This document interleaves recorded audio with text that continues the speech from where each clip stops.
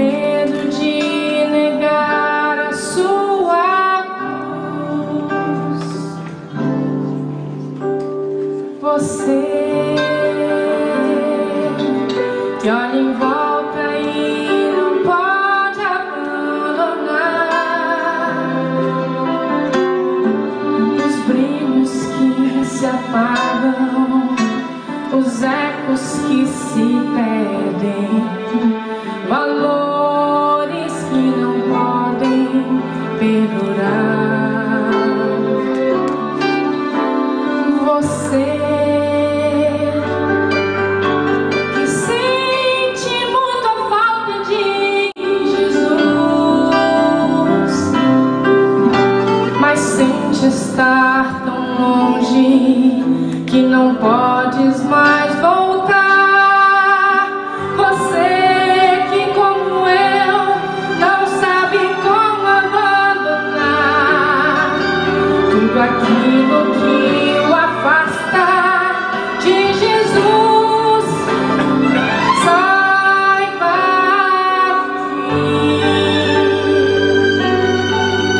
que Jesus aceita hoje como estás. Vai até o infinito lhe buscar, dar a vida para que possa lhe salvar. Seu amor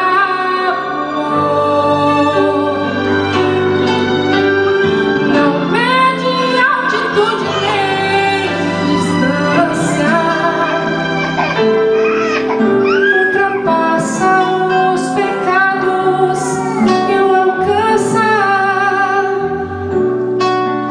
Com ternura o convida a voltar. Jesus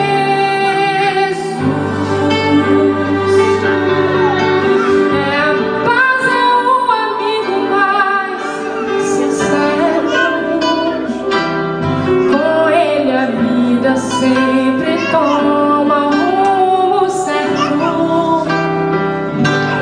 Com ele as dores já não doem tanto assim. Jesus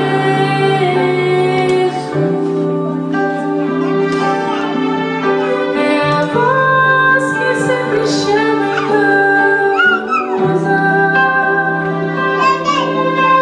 É o braço aberto que nunca recusa. É o peito onde você vai se encontrar. Se encontrar.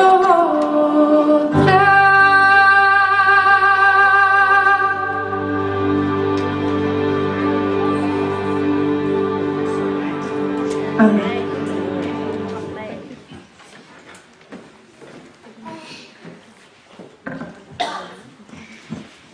Nós saudamos a todos os irmãos com a gloriosa paz do Senhor Jesus.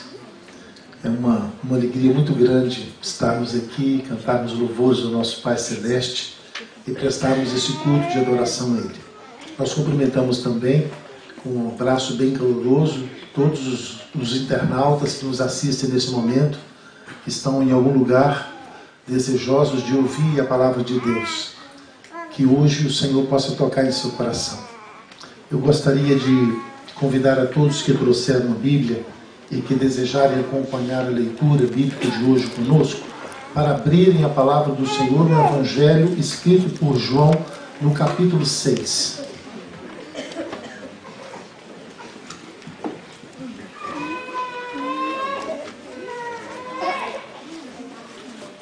O Evangelho escrito por João, capítulo 6.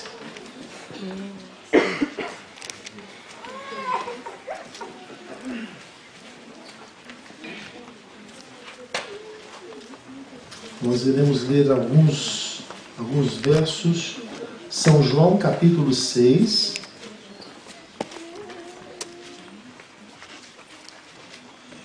A partir do verso 22. eu quero ler do 37 ao 40, mas a partir do verso 22 já é o preâmbulo do texto que nós queremos estudar hoje com vocês. Nós encontramos aqui um subtítulo que é Jesus, o Pão da Vida. Nesse capítulo 6, muitas coisas extraordinárias acontecem. A começar no início do capítulo 6 pela multiplicação dos pães e dos peixes. E nós conhecemos muito bem essa história. Os discípulos ficam tristes com Jesus, porque Jesus estava dando mais atenção às multidões do que aos próprios discípulos. E os discípulos queriam que Jesus mandasse aquela multidão embora. E Jesus disse, eu não posso mandá-las embora, precisamos dar alguma coisa de comer, elas estão com fome. E os discípulos disseram, não temos nada que dar-lhes de comer. E Jesus então pediu que fosse providenciado alguma coisa para eles comerem. E os discípulos disseram, mesmo que tivéssemos dinheiro, muito dinheiro, que nós não temos, mesmo que tivéssemos muito dinheiro, aonde é que iríamos conseguir tanto pão assim para alimentar esta multidão que está aí? Mais de 5.000 pessoas estavam por aqui, entre homens, mulheres, crianças, idosos, mais de 5.000 pessoas. E nós conhecemos muito bem esse episódio. Jesus não pode despedi-los de estômago vazio, eles estavam ali já há alguns dias, a comida que eles haviam levado já tinha terminado. Jesus então consegue um garotinho que tinha alguns poucos pães, 5 pães e 2 peixinhos, e miraculosamente Jesus multiplica aquele alimento e pede para os discípulos alimentarem aquela grande multidão. E para surpresa de todos, aqueles 5 pães pequenos e 2 pequenos peixes serviu para alimentar mais de 5.000 pessoas, e sobrou uma quantidade absurda de pães e uma quantidade absurda de peixes. Um milagre, o maior de todos os milagres que Jesus realizou diante de uma grande multidão. Os discípulos ficaram com o coração mais duro ainda, mais irritados ainda, e entraram no barco e foram embora e deixaram Jesus lá do outro lado, sozinho. E Jesus pregou até o entardecer, e a Bíblia nos diz que ao pôr do sol, Jesus se despediu da multidão e subiu ao monte para orar, enquanto os discípulos no meio do mar foram surpreendidos por uma grande tempestade. E de 6 da tarde até por volta das 4 ou 5 horas da manhã, os discípulos lutaram para permanecerem vivos diante daquela grande tempestade. E o vento lhes era contrário.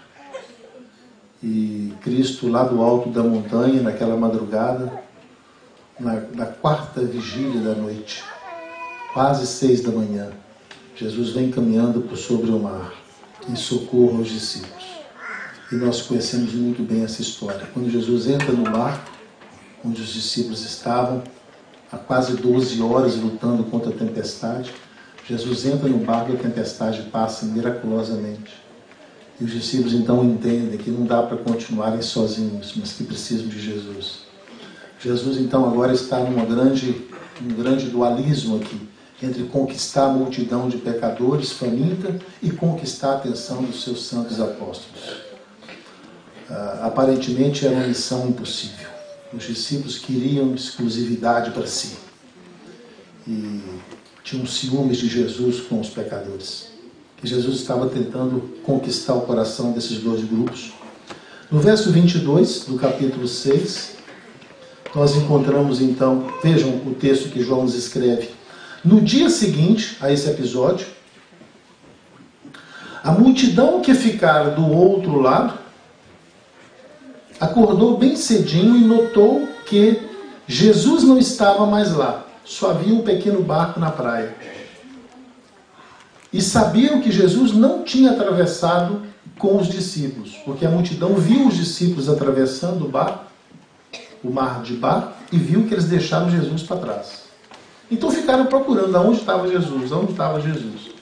Nisso, lá por volta das 8 da manhã, mais ou menos, ou 9, alguns outros barcos começaram a chegar naquela praia.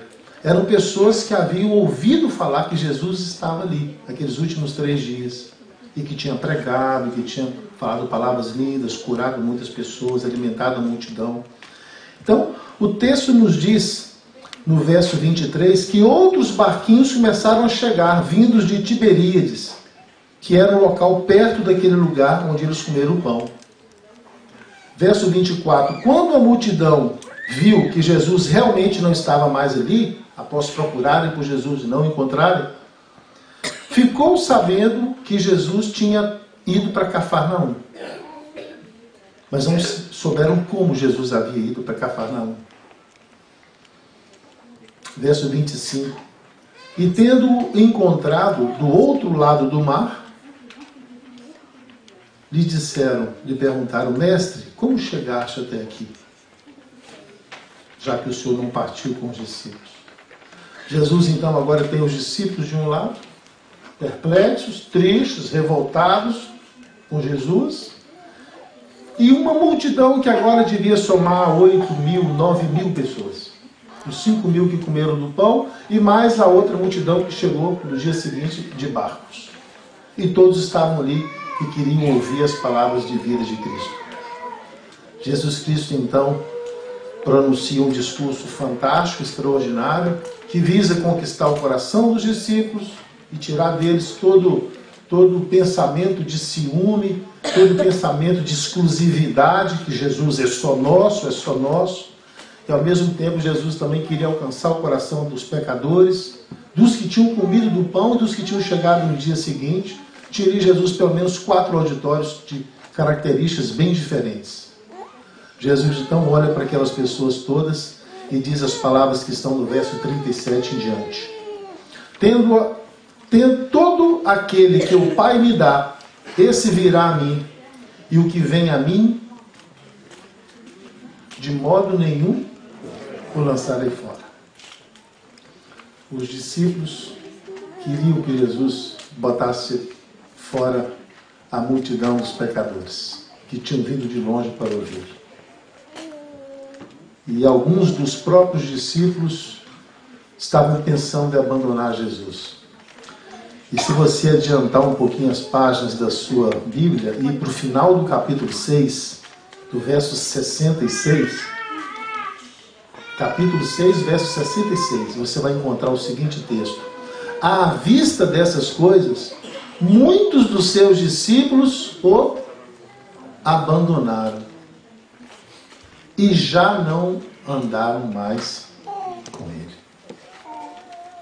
Mas voltando para o nosso texto, do 6,37, só para vocês sentirem o clima de tensão que estava reinando aqui nesse momento. Jesus explicitando a sua missão, descendo a detalhes, dizendo o que é que ele veio fazer nesse mundo. Eu vim amando do meu Pai e vim buscar e salvar o perdido. E todos aqueles a que o Pai me enviar e que vierem a mim, eu os receberei. Eu não rejeitarei ninguém. Ainda que vocês tenham pensamentos diferentes na cabeça de vocês, mas eu não rejeitarei ninguém. Mais tarde, os mestres da sinagoga, os membros do sinédrio, iriam dizer, esse homem não é de Deus, porque ele come com pecadores e come com prostitutas e com os ladrões. Ele não pode ser um homem sério, não pode ser um homem de Deus. Mas Jesus volta a bater firme na sua missão. No verso 28, do verso 38 do capítulo 6, ele diz, porque eu desci do céu não para fazer a minha própria vontade, mas para fazer a vontade daquele que me enviou. E no verso 39, ele especifica qual é a vontade daquele que o enviou. A vontade de quem me enviou é esta, que nenhum eu perca de todos os que ele me deu. Pelo contrário, eu o ressuscitarei no último dia, lhes darei o galardão eterno. Verso 40, de fato a vontade de meu Pai é que todo homem que vir o Filho e nele crer, tenha a vida eterna. E eu então o galardoarei no último dia. Mas nós queremos fixar um pouco a nossa atenção nessa parte desse texto que lemos. O que vem a mim, de modo nenhum o lançarei fora. E se fizermos uma análise mais profunda da forma grega como essa frase foi dita por Cristo, nós poderíamos certamente ler essa frase da seguinte forma: aquele que vem a mim, eu não o lançarei fora em hipótese nenhuma. Porque às vezes nós falamos alguma coisa, mas nós estamos condicionados à reação das pessoas. Eu posso dizer, Lene, eu vou na sua casa amanhã. Mas pode ser que ela ligue para mim depois e diga, olha, eu não vou estar em casa. Aí eu não posso ir na casa dela, eu vou mudar o meu projeto. Mas essa forma que Jesus usou para dizer, aquele que vem a mim, de forma nenhuma o lançarei fora. Nesta forma de expressão, Jesus descarta completamente toda e qualquer hipótese, toda e qualquer possibilidade da frase não se cumprir. Em alguns momentos ele diz assim, ó, em verdade vos digo, que até que o céu e a terra passem, nenhum tio nem um i cairá na lei. Essa é uma forma semelhante a essa forma aqui. Em verdade vos digo. Ou seja, sem nenhuma hipótese de condicionalidade. Isso que eu estou falando vai se cumprir, aconteça o que acontecer. Essa mesma força do grego é usada aqui nesse verso. Todo aquele que o Pai me enviar, vem a mim. E aquele que vir a mim, de forma nenhuma o lançarei fora. Em nenhuma hipótese o lançarei fora. Sabe, irmãos, meus queridos irmãos e amigos, circula na mente do ser humano muitas indagações. Muitas questões se levantam na mente do ser humano. Dentre elas, uma noção de uma certa indignidade.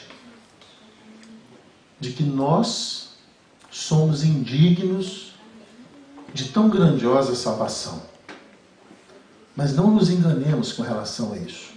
Isso é uma forma do inimigo das nossas almas tentar nos manter distantes de Cristo. Porque a palavra do Senhor nos diz, aquele que vem a mim, de forma nenhuma o lançarei fora. Mas se o nosso inimigo conseguir nos fazer acreditar que nós não somos dignos de tão grande salvação, nós não iremos a Cristo. E se nós não formos a Cristo, nós jamais poderemos ser salvos. Mas Cristo diz, aquele que vier a mim, de modo nenhum o lançarei fora. Eu gostaria de colocar aqui na tela para vocês acompanharem algumas frases que eu já ouvi ao longo dos meus 20 anos de ministério, como pastor dessa igreja. Algumas frases que eu já ouvi pessoas me dizerem, pessoalmente, como que colocando desculpas para não irem a Jesus Cristo. E essas frases eu me lembrei delas essa madrugada. Eu as digitei num papel e o Gabriel colocou-as na forma assim desse PowerPoint. Eu gostaria de compartilhar com vocês. Eu percebi que estas desculpas todas que as pessoas, nas diversas circunstâncias da vida em que elas se encontram, apresentam como desculpas para não irem a Jesus, como desculpas para não se sentirem dignas da salvação, eu percebi que essas desculpas todas podem se agrupar em 3 grandes categorias, que coincidentemente são 3 categorias, 3 divisões que nós podemos fazer desse pequeno verso que acabamos de ler. Vejam bem, aqueles que o Pai me der, vem a mim. E aquele que vier a mim, de forma nenhuma o lançarei fora. Nós poderíamos dividir esse pequeno texto em 3 partes bem diferentes uma das outras. A primeira divisão que nós podemos fazer é o seguinte: todo aquele que vir a mim, todo aquele que meu Pai me der. Seria a primeira parte. A segunda parte é aquele que vem a mim.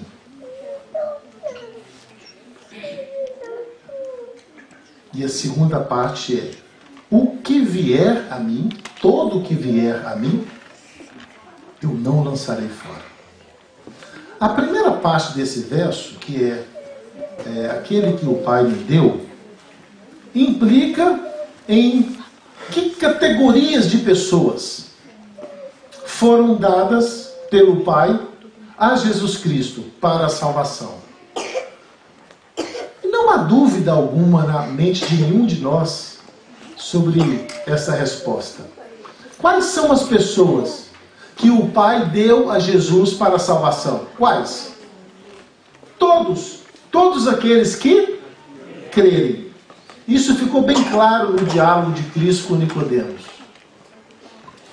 Porque Deus amou o mundo de tal maneira que deu seu Filho único, para que todo aquele que nele crê não pereça, mas tenha a vida eterna.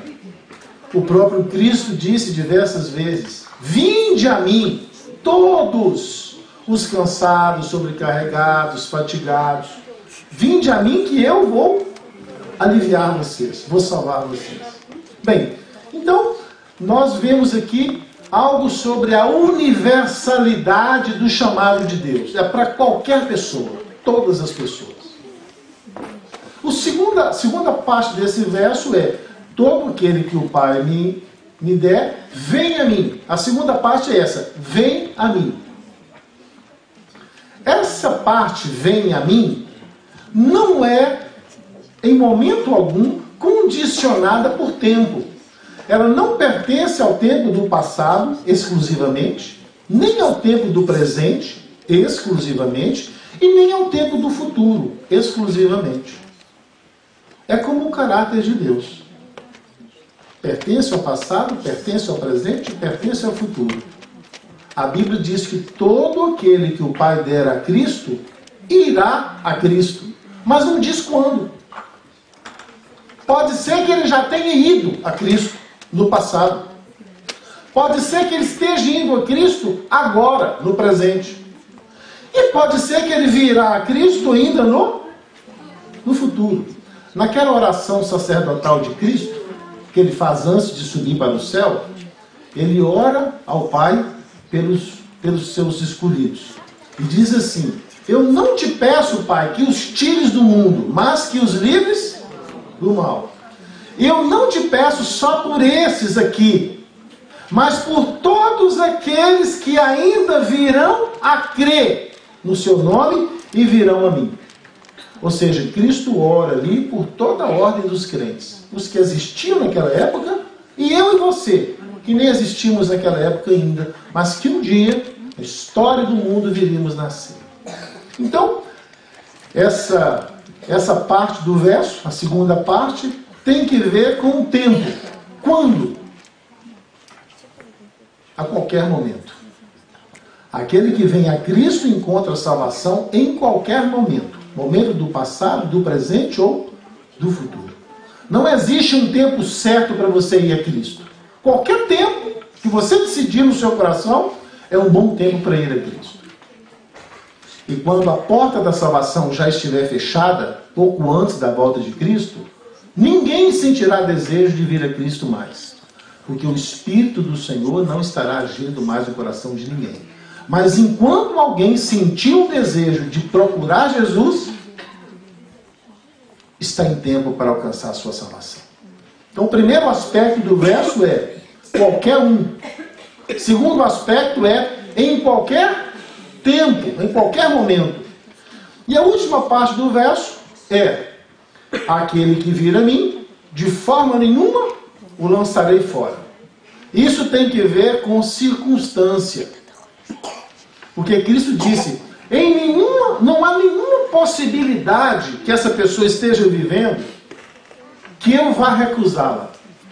Porque do jeito que ela vier, na hora que ela vier, da forma que ela decidir vir, eu aceito. Eu não vou rejeitar. Então a primeira parte fala de quem? Qualquer um, todo mundo, qualquer um. A parte do meio fala do quando, em qualquer tempo. E a última parte fala da circunstância, da situação que a pessoa estiver vivendo. Qualquer situação, em qualquer circunstância. Então eu quero agora encaixar aqui na tela, para vocês verem, as 3 partes desse verso, com as 3 categorias das respostas que algumas pessoas me deram ao longo do meu ministério, como desculpas para não irem a Cristo e não receberem de Cristo a salvação. Eu as dividi nessas 3 categorias e quero passá-las aqui com vocês. A primeira parte, então, tem que ver com qualquer pessoa, né? Bem, pode ser que você diga o seguinte: eu sou uma pessoa sem importância, ninguém me conhece. Bem, quem eu sou, pastor? Eu sou uma pessoa sem importância. Eu não converso com ninguém, não conto a história da minha vida para ninguém. Quando eu venho à igreja, eu fico caladinho e quieto. Eu sou uma pessoa assim. Não sei estar lá na frente com o microfone, não sei cantar bonito, não sei pregar, não sei tocar instrumento nenhum, não sei mexer na técnica ali, naquele monte de aparelho complicado que esse pessoal da técnica mexe. Eu não sou uma pessoa sorridente para estar aí na recepção cumprimentando os amigos que nos visitam. Eu sou uma pessoa sem importância. Ninguém me conhece. Muitas pessoas já me disseram essa frase.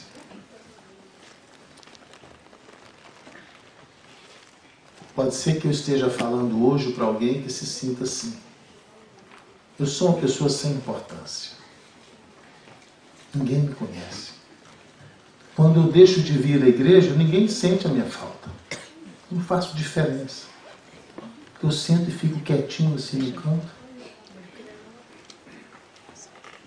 Se houver aqui hoje alguém que me ouve e que se sinta uma pessoa assim, eu quero te dizer uma coisa. Pode ser que no tribunal da sua consciência você se sinta sem importância.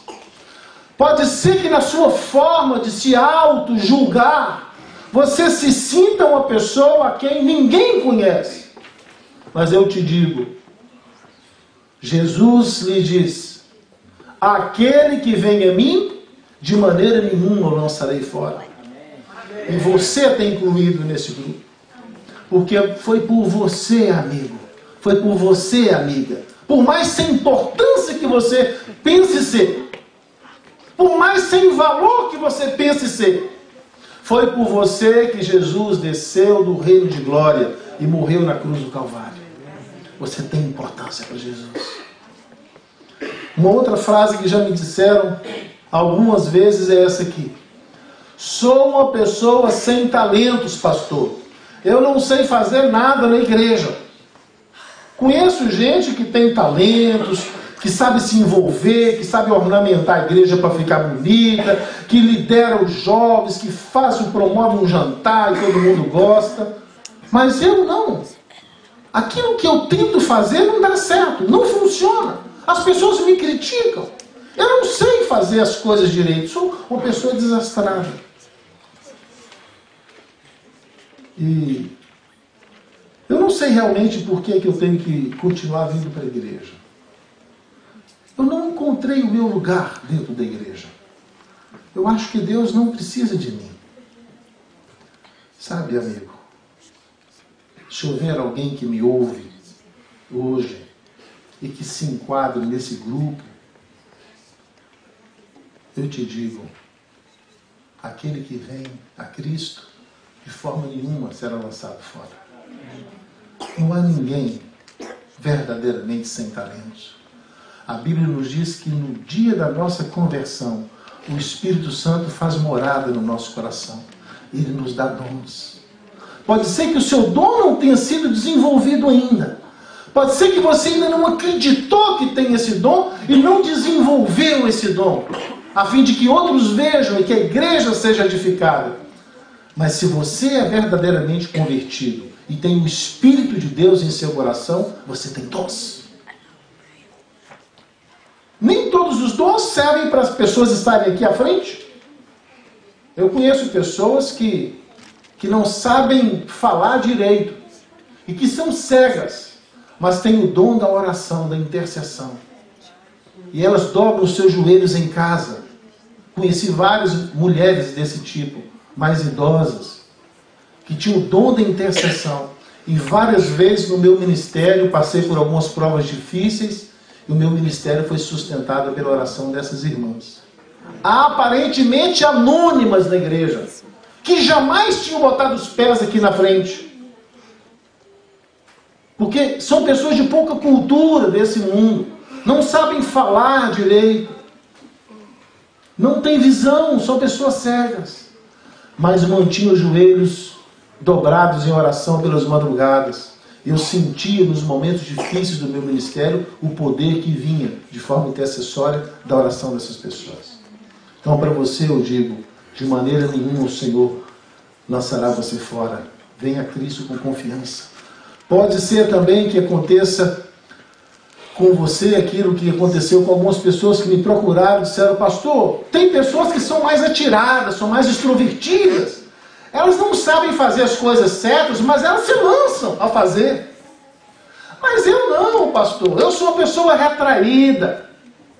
Eu sou uma pessoa muito tímida. Eu tenho medo de seres humanos. Eu gosto de ficar sozinho no canto. Então quando eu venho à igreja, eu fico lá no cantinho, assim, para ninguém me perceber, ninguém me perguntar nada. Porque eu sou assim, eu nasci assim. Então eu acho que eu não tenho um papel na igreja, que eu sou tímido. Pode ser que eu esteja falando para alguém que se sinta assim. Mas eu quero te dizer que foi por você também que Jesus Cristo morreu. E Jesus te diz: de maneira nenhuma eu lançarei fora. Vá a Cristo com sua timidez. Cristo teve apóstolos que eram sim também tímidos, retraídos.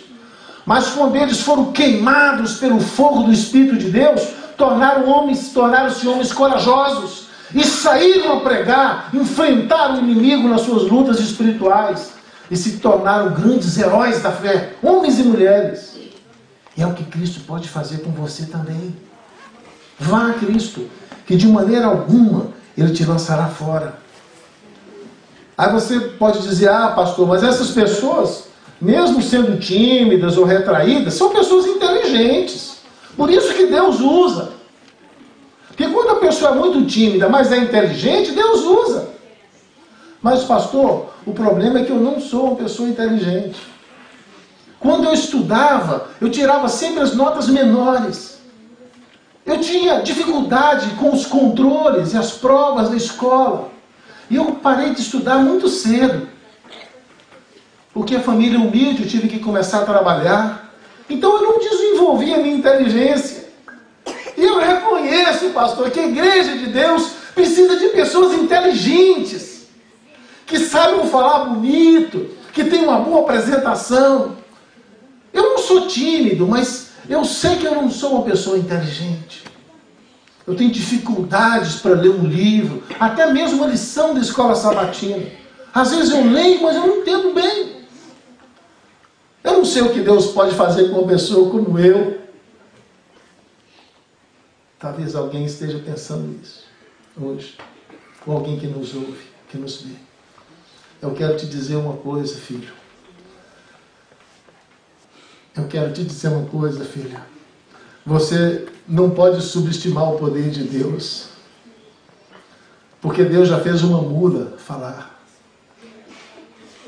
Deus já fez um animal irracional chamar a atenção de um profeta tolo que estava para fazer uma loucura. E eu te digo as mesmas palavras que que Cristo disse para Moisés, quando falou: Senhor, envia outro para falar com o rei. Eu não tenho capacidade para falar com o rei, eu não sei nem falar. Eu não tenho intelectualidade para lidar com o rei que é tão culto. E Deus perguntou para ele: Moisés, quem é que fez a sua boca? Moisés, quem é que fez os seus pulmões? Moisés, quem é que fez a sua traqueia? Quem que fez as suas cordas vocais? E Moisés disse: foi o Senhor. Ele disse: se eu fiz o seu aparelho fonador, que é uma coisa tão difícil, por que você acha que eu não posso meter dentro dele as palavras? Sabe, meu amigo, minha amiga, não há nada impossível para Jesus. Pode ser que você não se sinta a pessoa mais inteligente do seu bairro, da sua igreja, da sua cidade, mas venha a Cristo do jeito que você é, porque a palavra nos diz que de forma nenhuma Ele te lançará fora. Deus não habilita os escolhidos, não. Não escolhe os habilitados, não. Deus habilita aqueles que Ele escolhe. E a habilitação e a sabedoria e a inteligência vêm do Senhor, como veio para o sábio rei Salomão. Peça ao Senhor que a todos dá sabedoria, a todos que dela necessitam. Você pode dizer, como alguns já me disseram também: pastor, se eu fosse da família dos Antônios, se eu fosse da família dos Santos, dos Nogueira, se eu fosse da família do François, mas pastor, minha família é humilde, minha família é uma família pobre, eu nunca vou ter um espaço na igreja, o comitê de nomeações nunca vai mencionar o meu nome para nada, porque minha família é simples, é uma família pobre. Sabe, meus irmãos, quando Deus foi escolher um povo aqui na terra para levar o seu nome adiante e para levar a salvação para a humanidade inteira e para gerar no seu seio o próprio Salvador do mundo, Cristo, Deus escolheu o menor povo da terra, o mais pobre povo da terra e o mais sem expressão povo da terra, que foi um bando de escravos que habitavam no Egito, e transformou esse povo em cabeça do mundo inteiro. E foi através desse povo que veio ao mundo a salvação. E Cristo diz isso para Israel quando Israel se apostatou: assim, vocês se desviaram do meu caminho, mas quando eu vos escolhi, vocês eram a menor nação do mundo, a mais desprezível, a mais pobre do mundo. Então não se iluda com essa ideia de que a sua família é pobre e que você não vai ter espaço na obra de Deus. Lembre-se do que Jesus falou: aquele que vem a mim, de forma nenhuma o lançarei fora. E o próprio Cristo disse que Deus ocultou as verdades da salvação dos sábios, dos grandes, dos ricos e dos entendidos, e as revelou aos pobres. Essa é a essência do Evangelho de Lucas. O Evangelho de Lucas é chamado pelos teólogos de Evangelho do pobre, porque Lucas só conta a história de gente que era considerada miserável da sociedade. Samaritano, prostituta, cobrador de imposto, está tudo lá em Lucas. É o Evangelho por excelência, onde Cristo apresenta uma salvação especial para aqueles que se sentem pobres. Se você se sente assim, vá a Jesus com confiança e com dignidade, porque é por causa de você que o Senhor Deus veio a esse mundo. De maneira nenhuma o Senhor te lançará fora. Ainda nesse grupo da universalidade das pessoas a quem Deus quer salvar, eu já encontrei algumas desculpas semelhantes a essas aí. Pastor, eu tenho poucos amigos. E eu sei que Deus quer salvar pessoas para torná-las em ganhadores de outras pessoas. E para isso eu tenho que ter muitos amigos. Porque como que eu vou falar de Jesus se eu não tenho amigos? Eu sou uma pessoa solitária. Não sei construir uma amizade. Eu tenho inveja de pessoas que são populares, que têm 1000 amigos no Facebook, 2000 amigos no Facebook. Eu não tenho mais do que uns 20 ou 30. Porque ninguém gosta de mim. Eu não sou uma pessoa bacana, legal. Não sei conversar de forma agradável, não sei sorrir para ninguém. Pastor, eu tenho poucos amigos. Eu acho que pessoas como eu, Deus não tem interesse em salvar. Porque eu nem tem como levar essa salvação adiante. A coisa mais difícil é eu conseguir fazer amizade com uma nova pessoa. Mas lembre-se, amigos, que se sentem assim, com pouco amigo, com pouca influência. Aquele que vem a mim, disse Jesus, de forma nenhuma lançarei fora. É você, na sua aparente insignificância e solidão, que Deus quer alcançar. Para transformar você num guerreiro, numa guerreira que vai conquistar o mundo para Cristo, com o poder do Espírito de Deus. Acredite no Senhor e receba do Senhor essa salvação maravilhosa, porque aquele que vai a Ele, de forma nenhuma, será lançado fora. Há outros que dão a seguinte desculpa sobre o momento, a segunda parte, né? O momento em que eu devo receber a Jesus, o momento que eu devo ir a Jesus, o momento que eu devo trabalhar a minha salvação. Alguns dizem, pastor, eu sou muito pequeno. Isso não tem que ver com pessoa, tem que ver com a circunstância da vida, o momento que você está vivendo. Eu sou muito pequeno. E eu acho que esse negócio de salvação, de religião, de fidelidade, de selamento, eu acho que isso é coisa de gente mais madura. Eu não tenho mais do que 8 anos, 10 anos de idade. Eu acho que isso é muito importante para o meu pai, para minha mãe, para minha irmã mais velha. Mas para mim, que sou um juvenil, uma criança, eu não acredito que Deus tenha plano nenhum para um menino como eu, ou para uma garotinha pequena como eu. Meus queridos, eu tenho respondido para essas pessoas a história de Joás. A Bíblia diz que Joás tinha quantos anos quando Deus o chamou para reinar? Quem se lembra? 8 anos de idade. Naquela época, que os homens viviam 100, 120 anos, 8 anos equivaleria hoje a 5 anos de idade. Como que Deus chama e põe uma coroa na cabeça e um trono para um menino de 5 anos de idade? E realizou uma grande obra para o Senhor.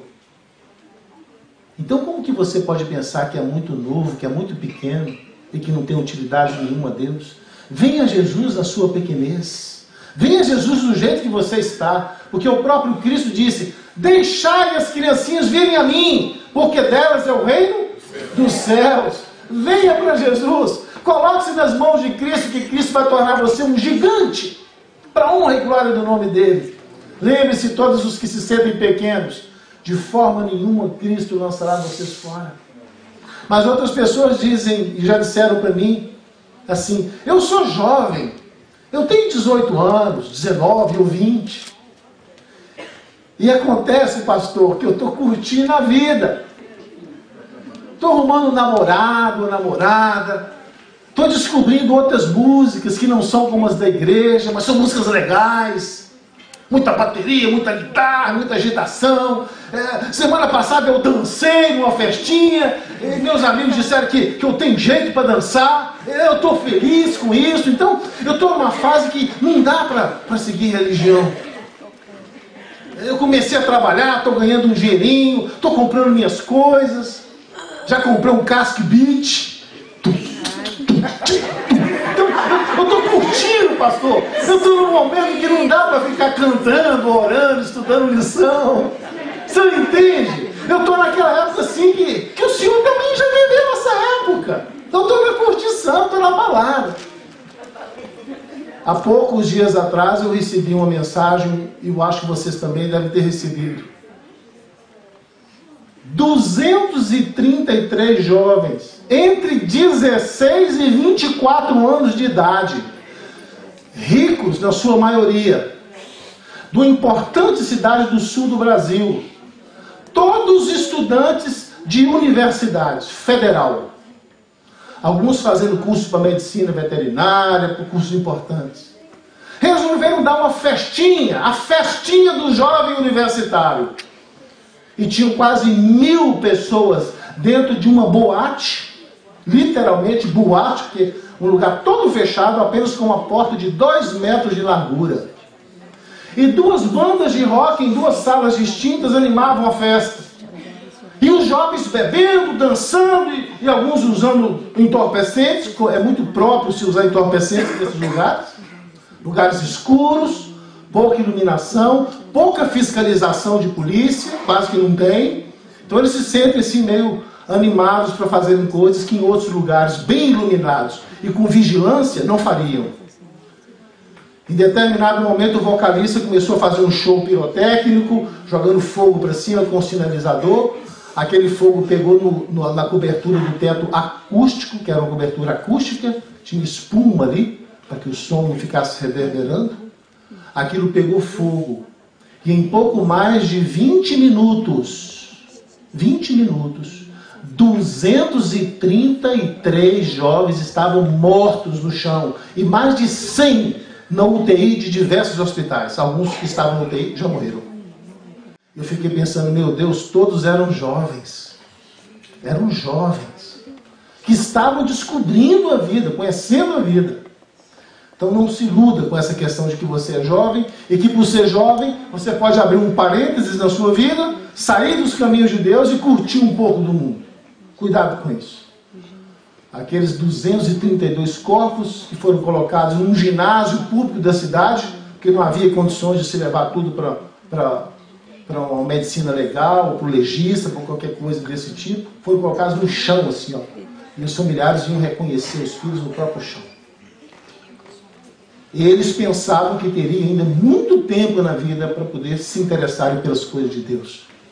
Então não se iluda com isso. Pode ser que eu esteja falando hoje para alguém que diga assim, eu sou velho demais, pastor, e meu tempo já passou.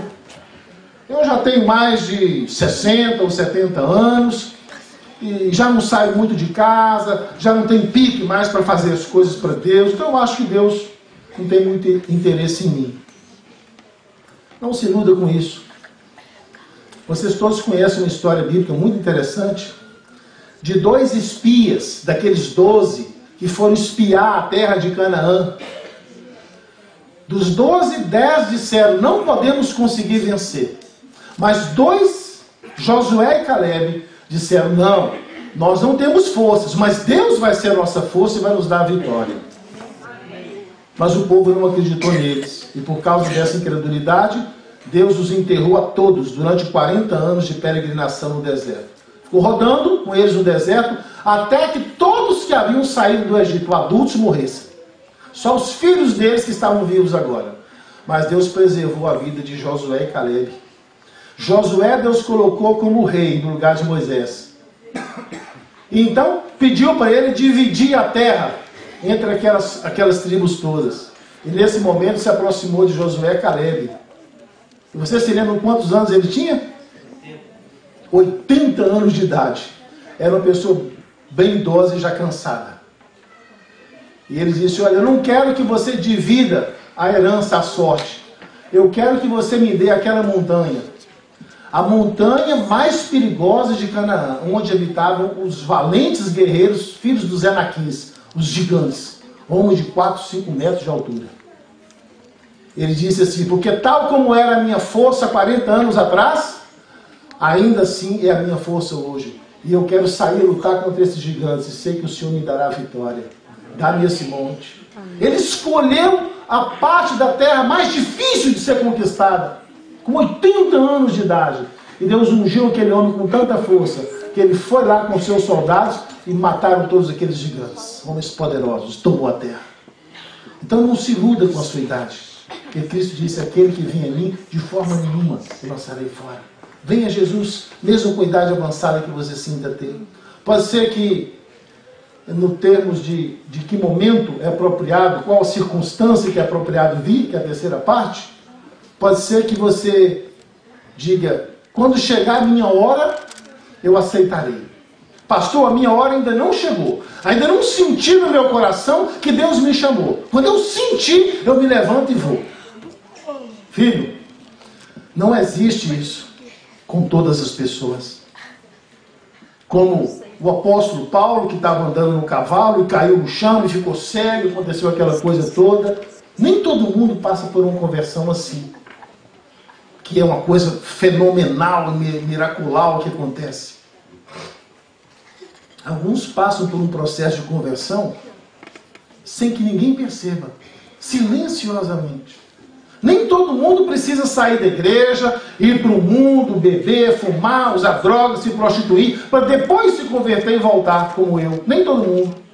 Algumas pessoas, e a maioria delas eu diria, são como Josias, são como Davi, são como Samuel, são como Daniel e seus amigos. Nunca precisam ir para o mundo provar as coisas erradas.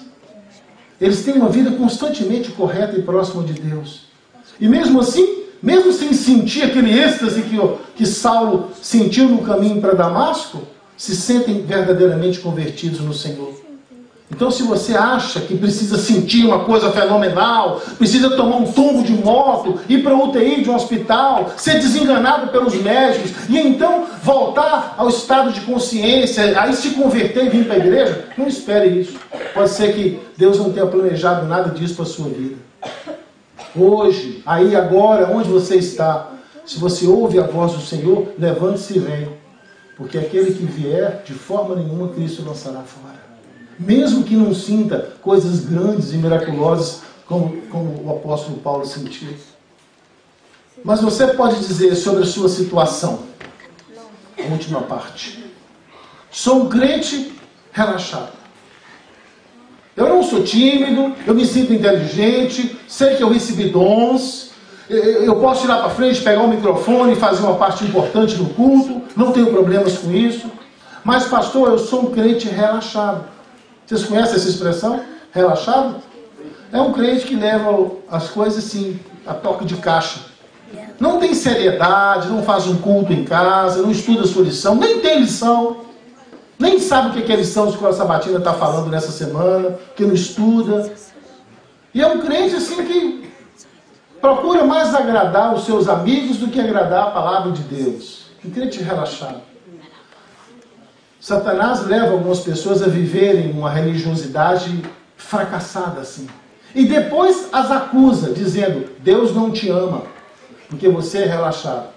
E a Bíblia diz, ai daqueles que fazem a obra de Deus relaxadamente. Então, você é um maldito de Deus. Perca as suas esperanças, você não tem salvação. Satanás nos leva a pecar e depois bota o dedo no nosso nariz e nos acusa. Ele é mau. Pode ser que eu esteja falando hoje para alguém que se sinta assim, pastor, eu vou à igreja um sábado por mês, os outros sábados eu vou no parque, vou passear, vou tirar foto do jardim de Luxemburgo. Então eu sou um crente relaxado. Não é possível que Deus possa ter interesse num crente como eu. Mas eu quero te dizer uma coisa. Talvez ninguém dos que já passaram por aqui mais do que você precisa vir a Cristo. Precisa de fato ter um encontro com o Senhor Jesus. Porque Cristo pode avivar a sua fé. Cristo pode soprar nas suas narinas um fôlego de vida espiritual que você nem imagina que exista. E transformar você não numa pessoa morna, como os laodiceanos da profecia do Apocalipse, mas uma pessoa quente, aquecida e efervescente para o Cristo Santo de Israel. Venha a Cristo, que Ele de forma nenhuma te lançará fora. Mas você precisa vir a Cristo. Ele te espera. Alguns também já me disseram assim, olha pastor, eu não tenho dignidade. Eu sinto que a salvação é uma coisa muito séria. Eu sinto que a coroa da vida eterna é um prêmio só para aqueles que foram guerreiros. Eu sei que viver numa cidade feita de ouro, viver para sempre é algo muito fantástico, maravilhoso. Mas eu não sinto que isso seja para mim. Se a salvação fosse só viver 1000 anos no céu, talvez eu até mereceria. 1000 anos seria maravilhoso. Mas viver para sempre, poder voar para outros planetas e outras constelações, descobrir os segredos da química, da física quântica, essas coisas extraordinárias. Eu acho que isso não é para mim. Eu acho até bonito. Aqueles que se sentem vocacionados a isso, eu até estimulo. Mas eu acho que isso não é para mim. É muita areia para o meu caminhãozinho, pastor. Eu não mereço. Sabe, filhos, no Apocalipse capítulo 5, João vê um livro na mão de Deus o Pai, que está centrado no trono regendo o universo. E João sente que aquele livro tinha que ser aberto. E um anjo forte e poderoso foi determinado por Deus a procurar em todo o universo alguém que fosse digno de tomar aquele livro e desatar-lhe os selos. E o anjo faz uma procura na terra, nos outros planetas e no céu. E esse anjo volta desesperado e diz: não achei ninguém digno de abrir o livro e nem mesmo de olhar para o livro.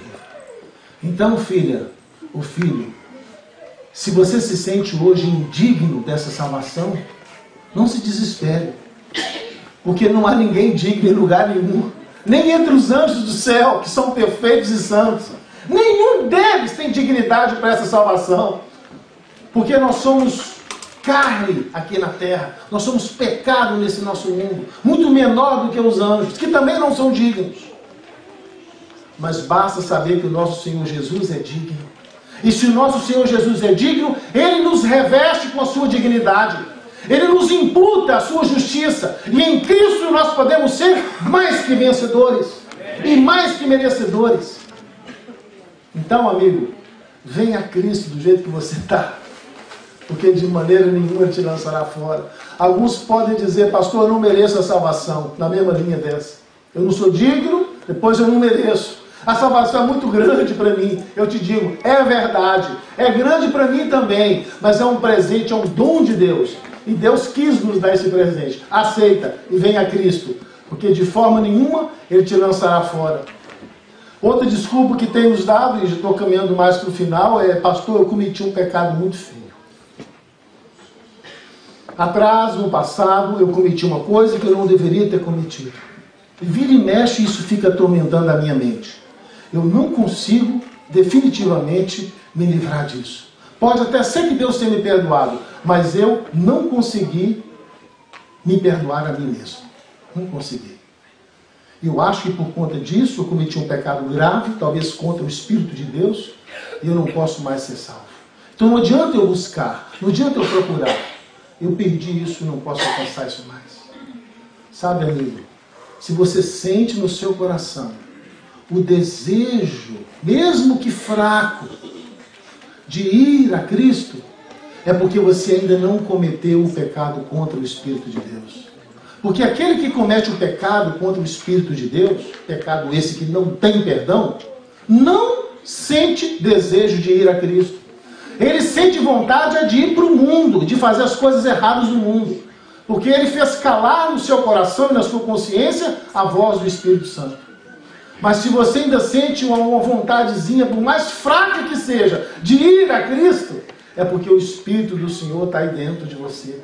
E você ainda não cometeu aquele pecado que não pode mais ser voltado atrás. Então venha, mesmo com essa pouca força que você tem. Porque se você vier, de maneira nenhuma te lançará fora. Deus é maravilhoso. Deus é um espetáculo. Deus é extraordinário. Outros dizem assim para mim: pastor, a minha vida é uma mentira. O senhor está dizendo essas coisas aí, eu acho que essas coisas são bonitas, de que Deus ama, de que Deus perdoa, de que Ele está de braço aberto. Eu acredito em tudo isso, pastor. Mas a verdade é que eu não sou quem o senhor pensa que eu sou. O senhor me vê na igreja todo bonitinho, bem arrumado, com a Bíblia na mão, falando bonito. Mas na verdade eu não sou isso que aparento ser. A minha vida é uma mentira. Eu tento usar máscaras para poder fazer minha apresentação com as pessoas. No trabalho eu sou uma coisa, em casa com meu cônjuge eu sou uma coisa, com os meus filhos eu sou outra coisa, com os meus vizinhos eu sou outra coisa, com a mulher do vizinho eu sou outra coisa, completamente diferente, e aqui na igreja eu sou uma outra coisa que não sou em nenhum outro lugar. Então, isso que o senhor está falando é muito bonito, é muito importante, mas para quem é uma pessoa autêntica. Mesmo que eu fosse um pecador, mas se eu fosse autêntico, eu sentiria que tem salvação para mim. Mas eu sou uma farsa, pastor, eu sou uma mentira. E se eu me sentar com o senhor e contar para o senhor quem eu sou, o senhor vai me dizer que realmente eu preciso me afastar de Cristo. Porque a minha vida é uma farsa. A minha vida é uma mentira. Sabe, pode ser que eu esteja falando hoje para alguém que se sinta assim. Que tem que usar uma bolsa com diversas máscaras. E cada pessoa que vem, ela tira uma máscara e coloca aquela máscara. Para o patrão, ele é um bom funcionário. Para aquele amigo de infância, ele é um amigo de confiança. Para a esposa ou para o esposo, ele é um cônjuge fiel. Mas para os amigos lá do café ou do bar, ele é alguém que compartilha do futebol, das bebidas, das mesmas paixões que alimentam o coração de todos os ímpios. E quando chega o final de semana, ele põe a máscara de crente e vem para a igreja. É possível que eu esteja falando para alguém que se sinta assim. Sabe por quê? Porque a Bíblia disse que a nossa justiça se equivale a trapos de imundície. A Bíblia diz: enganoso é o coração do ser humano. Porque nossos pensamentos são para a maldade. Nós somos filhos da maldade. Todos nós nascemos e compartilhamos de uma natureza pecaminosa. Você não tem que esperar ser uma autenticidade para vir a Cristo, filho. Você não tem que esperar viver uma vida de verdade para poder buscar Cristo, minha filha. Você tem que vir a Cristo com toda falsidade, com toda mentira que a sua vida é. É Cristo que vai revestir você de verdade. É Cristo que vai retirar as máscaras que você precisa usar para se relacionar com a família, para se relacionar com o patrão e para se relacionar com os amigos. É Cristo que vai fazer de você um homem e uma mulher autênticos, que todos vão olhar e vão dizer: ele é ele mesmo, porque ele diz o que pensa, ele faz o que é. Essa dignidade, essa autenticidade eu só encontro em Jesus Cristo. Eu confesso para vocês que durante uma boa época da minha vida, eu fui uma farsa. Mas eu fingia muito bem. Nunca ninguém me pegou usando uma máscara diferente. E às vezes eu estava na minha casa, com a máscara de familiar, e chegava um amigo, que não era membro da igreja. E eu não sabia qual máscara usar. Se eu usava a máscara do familiar, do crente, ou do amigo do mundano, que compartilhava do mundo com ele. Isso doía o meu coração, isso me feria. Eu não dizia quem eu era para ninguém. Eu não me identificava como cristão em canto nenhum. Que eu tinha vergonha de dizer que eu era crente. E namorei algumas meninas sem nunca dizer que eu tinha uma família cristã e compartilhava de uma fé. Porque eu tinha vergonha. As coisas que eu fazia com essas namoradas não eram compatíveis das coisas que um cristão tem que fazer. Aí eu não dizia que era cristão, escondia isso. Até que um dia eu não suportei mais viver tirando e botando máscara o dia inteiro. E Cristo Jesus retirou a minha necessidade de usar máscaras e ser um hipócrita. E me deu uma identidade autêntica. Eu disse: a partir de hoje vou ter os amigos que gostarem da minha verdadeira identidade. A partir de hoje eu vou ter um emprego que se identificar com a minha identidade. A partir de hoje eu vou ter uma namorada ou amigos que se identificarem com a minha identidade. Não vou fingir mais ser uma coisa que eu não sou para ninguém. Mas essa autenticidade que me deu foi Jesus Cristo. Então venha Cristo, hipócrita como você se sente, mentiroso e falso como você se sente, que Cristo vai te revestir de uma verdadeira identidade. Ele jamais vai botar você fora. Concluindo então, alguns me disseram: pastor, eu tenho vergonha dos meus pensamentos. Eu sou um bom cristão, eu tenho dons, eu participo na igreja, eu seguro o microfone, eu ajudo alguém, participo num grupo de oração. Mas pastor, quando eu estou fora da igreja, a minha mente fica pensando em coisas que não são boas, coisas erradas, pecaminosas. E os meus pensamentos acabam construindo quem verdadeiramente eu sou. E uma vez eu fico pensando assim: se alguém pudesse ler meus pensamentos, que vergonha eu teria. Saber que eu tenho uma capa e que eu tenho uma vida aparentemente justa e honesta, mas meus pensamentos são maus. Às vezes eu estou conversando com alguém e estou pensando cobiçosamente a respeito daquela pessoa. E a Bíblia diz que olhar cobiçoso é pecado. E eu não tenho como controlar os meus pensamentos. É possível, irmãos, que eu esteja falando hoje para alguém que se sinta assim. São tantos filmes que as pessoas assistem. E os filmes têm tanta violência, tanta morte, tantas cenas de sexo, de erotismo. Os filmes têm tantas cenas de gente fumando, de gente bebendo, de gente se matando, de carros explodindo, que são os famosos filmes hollywoodianos, com aquela trilogia de sucesso, que é poder sobrenatural, dinheiro e sexo. É uma boa mistura para um filme ser um campeão aí de bilheteria. Então pode ser que são tantas imagens que já entraram na sua mente, pode ser que seja tanta literatura ruim que você já leu, que corrompeu os seus pensamentos e fazem com que você perca o controle deles. E quando você menos espera, às vezes você pode estar dentro da igreja, ouvindo um sermão, vem pensamentos mundanos, pecaminosos na sua mente. Mas não é por isso que você tem que se afastar de Cristo. A palavra de Deus nos diz que a Bíblia tem poder para limpar os nossos pensamentos. A palavra de Deus diz que o sangue de Jesus tem poder de tornar brancos como a lã aquilo que é na nossa vida mais negro do que a escuridão. Então venha Jesus com todos os seus pensamentos maus, que Ele de forma nenhuma te botará fora. É por isso que Ele morreu na cruz do Calvário. Concluindo então, alguns dizem, pastor, a minha família não me conhece de verdade. E eu temo que quando a minha família souber tudo que realmente existe a meu respeito, que eles me botem para fora de casa. Venha Cristo assim, do jeito que você está. Cristo vai transformar a sua vida e depois você conta para a sua família o que você fez e quem você verdadeiramente era.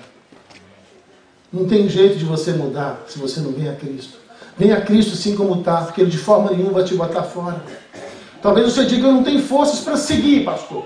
Eu aceito a Cristo, eu vou lá na frente, eu atendo o apelo, eu faço um pacto com Deus, mas 2, 3 dias depois eu estou fazendo tudo errado. Eu não tenho persistência para poder desenvolver a minha vida cristã. Eu tenho vontade, eu quero, sinto que Deus tem poder, tomo decisões, mas depois eu volto a fazer tudo errado. Não tem consistência as minhas decisões, porque eu não tenho forças para seguir adiante. O apóstolo Paulo nos diz que em Cristo nós somos mais que vencedores. Você não tem que esperar a força chegar para você ir. Você tem que ir, então a força chegará. É quando você vai, encontra o Nazareno, e olha para o Nazareno, e ouve a voz do Nazareno, é que a força vem, é que o poder vem. Porque Pedro era um fraco assim também. Pedro uma hora estava lá em cima, uma hora estava lá embaixo, uma hora estava lá em cima, uma hora estava lá embaixo, até o dia que ele decidiu aí a Cristo do jeito que ele estava. Num dia só, ele disse para Jesus assim, ainda que eu preciso morrer por ti, eu morrerei, mas não te abandonarei. E naquele mesmo dia ele negou Jesus e disse, eu nunca vi esse homem na minha frente. Como que pode uma pessoa ter um caráter tão volátil assim, ser tão volúvel assim, que num instante está lá em cima, pronto para morrer, e no outro instante diz, eu nunca vi esse homem, não conheço não, nem sei quem ele é. Estou aqui de curioso que eu sou. Mas Pedro foi a Cristo do jeito que ele estava, com a sua vontade fraca e débil. E Cristo revestiu Pedro de tanta autoridade, que em Atos capítulo 2 ele pregou aquele lindo sermão. E 3.000 pessoas se converteram num dia só, com um sermão que não durou mais do que 5 minutos.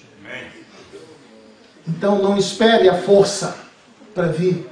Venha fraco como você está. E quando você vier e se encontrar com o Nazareno, ele fará você forte, mais que vencedor. De forma nenhuma ele te lançará fora. Outros dizem assim, pastor, eu não tenho forças para abandonar um vício. Eu tenho um vício, pastor. Eu fumo, ou eu bebo, ou eu jogo, ou sei lá, qualquer tipo de vício que alguém possa ter. E eu sinto que esse vício me destrói por dentro. Mas eu não tenho força para vencer esse vício. Por isso que eu acho que eu não posso ir a Jesus assim. Eu acho que seria hipocrisia minha ir para a igreja e para Jesus desse jeito. Todo mundo sabe que eu tenho esse vício. Isso é um engano de Satanás.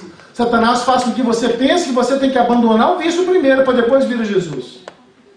E quem é que pode vencer um vício como esse sem Jesus? Que se você tivesse poder em você mesmo para vencer os seus vícios, você não precisaria vir a Jesus. Você poderia vencer os seus vícios sozinho e ser feliz com a sua família sozinho, sem Jesus e sem igreja. Mas é por não podermos vencer esse arqui-inimigo que é Satanás, que nós viemos para a igreja e buscamos a presença de Deus. Porque é aqui que nós recebemos aos pés de Cristo o poder para vencer. Eu tinha vícios, eu já contei isso para vocês, vários vícios, e vícios bravos. Não só de fumar e beber e fazer coisas imorais, mas vícios de usar drogas terríveis, muito viciantes. E não esperei abandonar isso para vir a Jesus. Eu vi a Jesus do jeito que eu estava. E o Senhor me libertou de todos os vícios. Porque aquele que vem a mim, disse Jesus, de forma nenhuma o lançarei fora. Eu quero concluir aqui. Alguns dizem, pastor, eu não mereço tão maravilhosa salvação. Não é que eu não acredite. Não é que eu me sinta tímido, sem importância. Não é que eu seja hipócrita ou falso. Muito pelo contrário, pastor. Eu sou uma pessoa muito autêntica. Eu cheguei a uma conclusão. A salvação é maravilhosa, é um espetáculo, mas é para algumas pessoas. Não é para mim. Eu sinto que não é para mim. Ouço esses sermões, eu acho bonito, vendo as pessoas irem lá para frente, mas a salvação não é para mim. Eu faço coisas erradas, eu não mereço essa salvação. Sabe o que eu quero dizer para você, meu amigo? Eu quero dizer para você uma coisa. Há pessoas que mesmo antes de chegarem aos pés de Cristo, só de olharem para Cristo de longe, já começam a sentir uma transformação na sua vida. Pode ser que essa indignidade toda que você sinta nesse momento, essa falta de coerência na fé, essa hipocrisia social que te reveste a cada instante, de vergonha, talvez isso na verdade seja a falta de você olhar para Jesus. Porque Cristo disse para Nicodemos, olha Nicodemos, quando eu for levantado da terra no madeiro, aquele que olhar para mim será salvo. Às vezes não precisa nem você chegar junto a Cristo, como João, que não se contentava em tomar as refeições com Jesus. Ele deitava a sua cabeça no peito de Jesus, onde estava o coração de Jesus. Porque ele pensava que quanto mais proximidade com o corpo de Cristo, mais chances ele tinha de transformar aquele espírito de trovão, impetuoso, bruto, ignorante que ele era, num homem doce e amorável. Mas a Bíblia nos diz que algumas pessoas só olharam Jesus de longe e mudanças maravilhosas começaram a acontecer na sua vida. Aí para pessoas como você, eu digo uma coisa, você precisa olhar Jesus. Eu me lembro de uma música da nossa cultura de igreja, não é do Inário, mas ela está em alguma coletânea de corinhos aí, uma música muito linda, que ela nos diz mais ou menos assim, todos vocês certamente conhecem muito bem.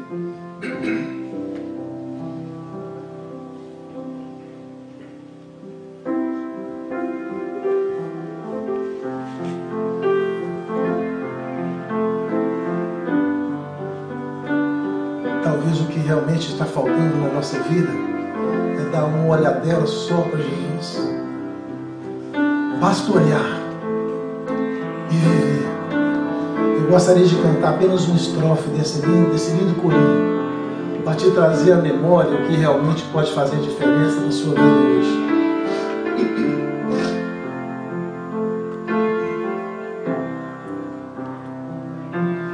Abre meus olhos,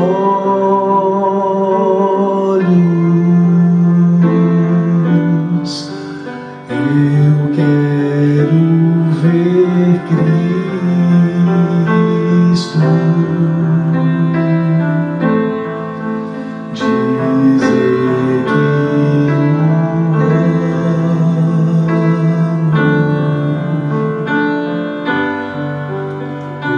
ouvir sua voz,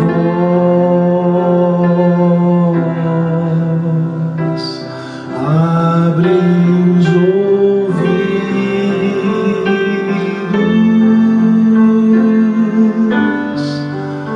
eu quero ouvi-lo.